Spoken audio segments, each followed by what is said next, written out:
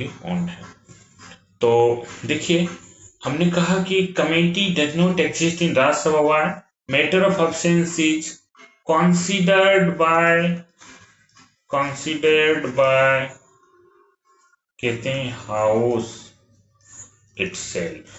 पूरा हाउस ही कंसीडर करता है इसको।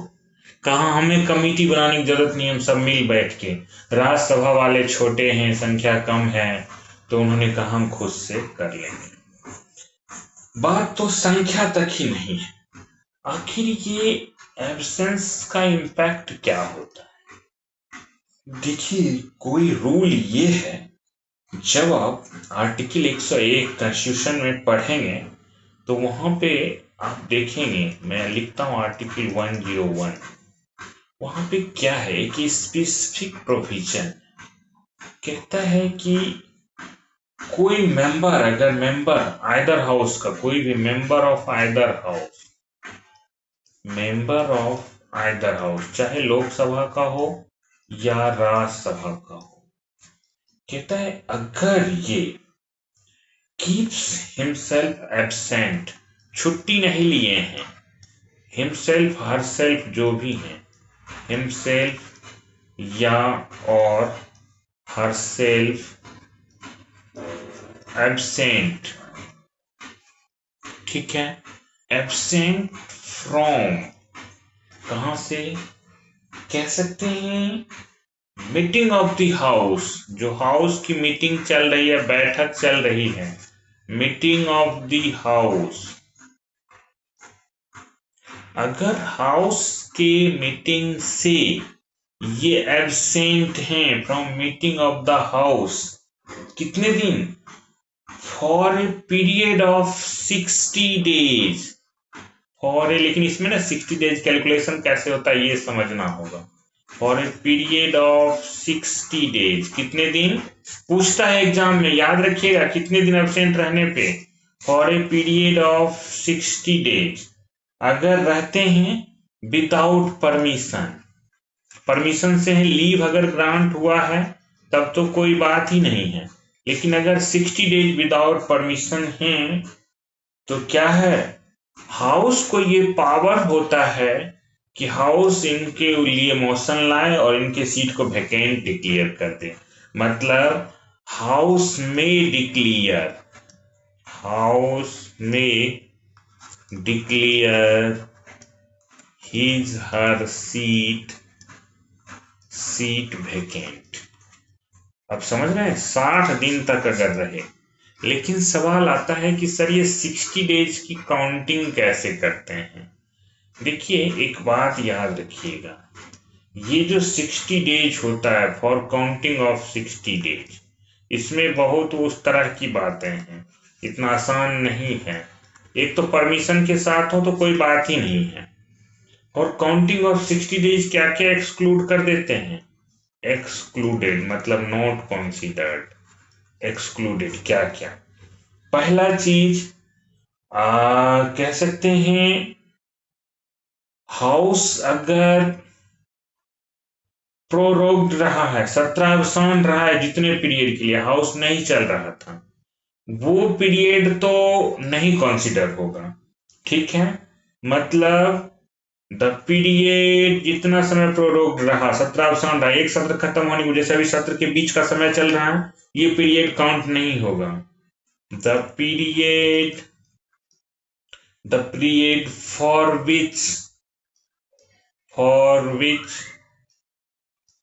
हाउस क्या है, फॉर विच हाउस इज प्रोरोग्ड मतलब सत्रावसान रहा, एक तो ये एक्सक्लूडेड रहेगा।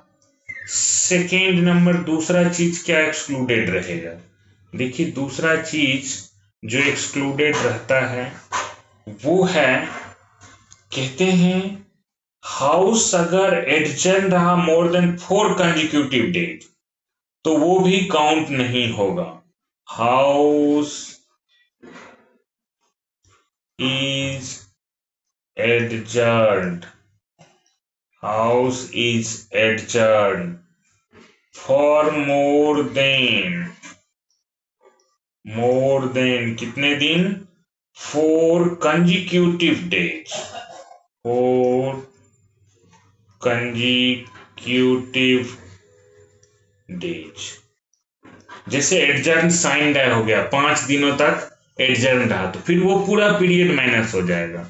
मतलब 60 डेज काउंटिंग के लिए अब जो मेरे समझ बन रहे हैं वही पीरियड काउंट होगा जिसमें 4 दिन से ज्यादा का उनका वो ना रहा हो, एडजर्न ना रहा हो कंजिक्यूटिव डेज का, प्लस जो बीच का पीरियड है जो हाउस नहीं चल रहा प्रोडोगेशन के बाद, तो वो पीरियड भी आप क्या करिए, माइनस कर दीजिए।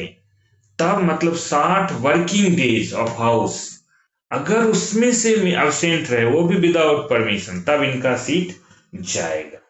तो ये जो कमिटी है एब्सेंस ऑफ मेंबर, जब ऐसा केस एराइज होता है 60 डेज वाला, तो इसको ये कंसीडर करती है। ठीक है, कंसीडर करने के बाद देखती है क्या करना है, वेदर लीव, कंसीडर क्या कि भाई लीव ग्रांट करें कि नहीं करें। ठीक है, इनका कंसिडरेशन फंक्शन रहेगा कि ऐसे मैटर को कंसीडर करती है। ठीक है, कि भाई वेदर लीव इज ग्रांटेड और नॉट, वेदर अगर लीव इनको मिल गया तो ठीक है, लीव ग्रांट हो गया, ग्रांटेड और नोट, अगर नोट है तब उनका मेंबरशिप चला जाएगा। ठीक है, अगर 60 डेज एक्सीड कर गया तो रूल 101 के तहत जो इनका आर्टिकल 101 के तहत जो इनका है, हाउस उनकी सीट को वैकेंट डिक्लेयर कर सकती है। House committee, everyone clear, 60 days rule clear, अलग से हम नहीं बताएंगे अब आपको ये 60 डेज रूल को। ठीक है, यहीं पे ध्यान रखिएगा, मैंने रिलेट करके बता दिया। राज्यसभा में ये कमिटी नहीं होती तो आप इसे क्या कहेंगे, ओनली इन लोकसभा। क्या कहेंगे, ओनली इन लोकसभा। राज्यसभा में क्यों नहीं है ये रीजन भी आपने देख लिया, कभी क्वेश्चन पूछे तो।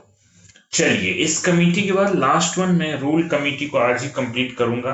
रूल कमेटी देखिए, हाउस कमेटी का ही पार्ट है बिजनेस एडवाइजरी कमेटी। ठीक है, अब बिजनेस एडवाइजरी कमेटी के बाद अपने सबसे पहले आपने बिजनेस एडवाइजरी कमेटी पढ़ा, हाउस कमेटी में कमेटी ऑन प्राइवेट मेंबर्स पढ़ा। ठीक है, उसके बाद आपने पढ़ा कमेटी ऑन एब्सेंस से रिलेटेड जो कमेटी थी, 60 डेज रूल, 60 डेज वाला जो था आपने वो पढ़ा। देखिए, मेरे याद रखने का तरीका ये है, मैं शॉर्ट फॉर्म में ऐसे ही याद रखता हूँ 60 डेज, फिर मुझे ध्यान आ जाता है। कभी क्वेश्चन देखने पे भी ऐसे ही छोटे छोटे चीजों से याद रखना।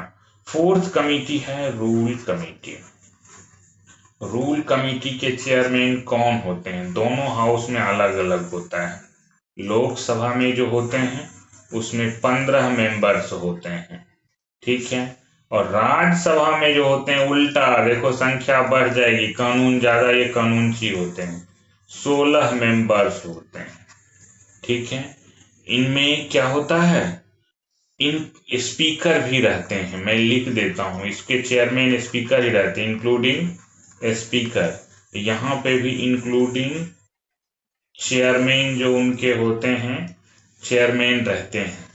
इस राज्यसभा वाले कमेटी में चेयरमैन कौन है, चेयर कौन करेंगे, चेयरमैन तो खुद ही चेयरमैन ऑफ राज्यसभा रखते हैं, चेयरमैन ऑफ राज्यसभा।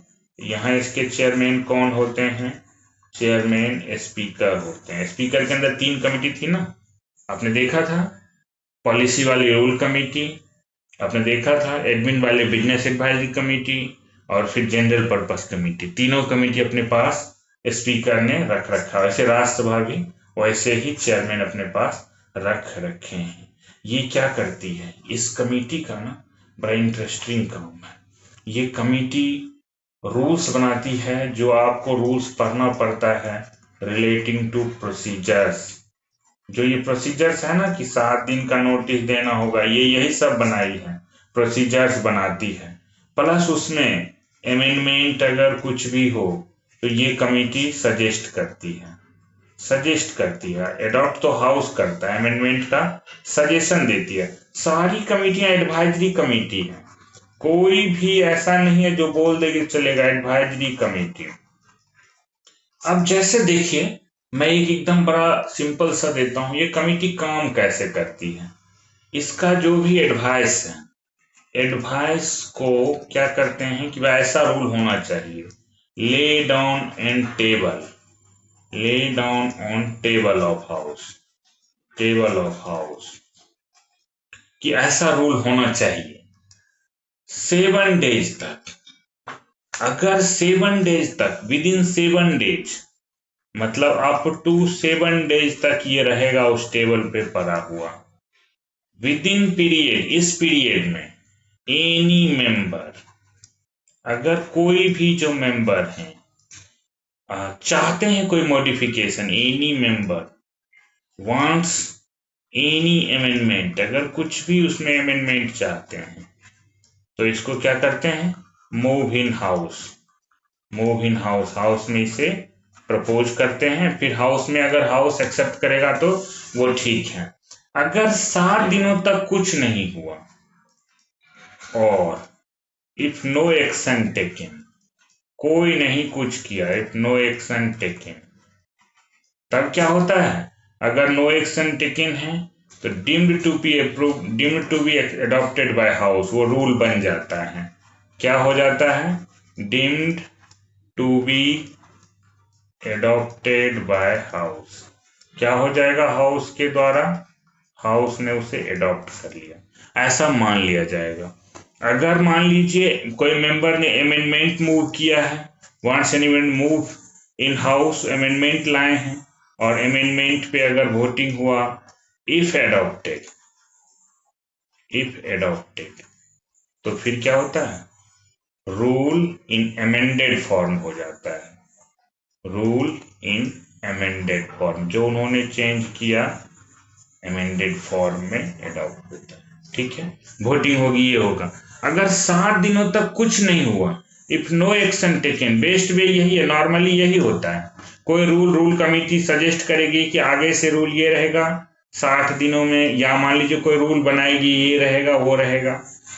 नॉर्मली 7 दिनों तक कोई एक्शन नहीं होता है रूल कमेटी पे, तो डीम्ड मान लिया जाता है कि adopted by house, passed by house. चलिए, ये थे हमारे रूल कमेटी और रूल कमेटी के प्रोसीजर्स, कैसे रूल बनते हैं हाउस में, कैसे पास करते हैं। अगर किसी को चैलेंज करना था तो अमेंडमेंट को लेके मूव कर दिया हाउस में, और अडॉप्ट हुआ तो अमेंडेड, नहीं अडॉप्ट हुआ तो फिर पुराना रूल पास माना जाएगा। चलिए, आज का क्लास यहीं तक रखेंगे। आज की क्लास में, नेक्स्ट क्लास में थोड़ी सी कमेटी बात करेंगे, जैसे इंक्वायरी कमेटी, स्क्रूटनी कमेटी, उसके बाद बजट बात करेंगे, तब हम एमओपी बात करेंगे। आज की क्लास में अब आप लोग अपना अपना सवाल